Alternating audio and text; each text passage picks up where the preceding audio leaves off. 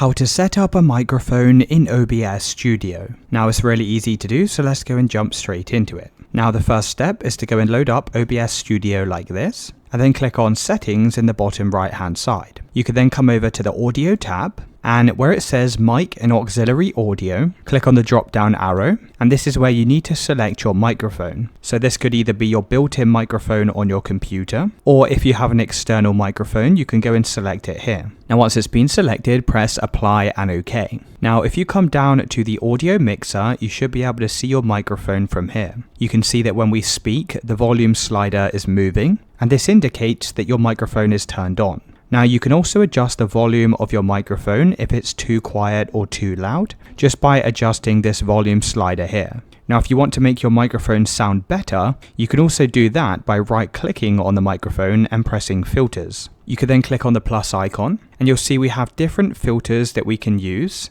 and these are basically used to control the different settings in your microphone. So you can go and play around with all of these different options, and each of these settings do different things that changes the audio on your mic. So now when you go and hit the stop recording button, this will also record your microphone in the background.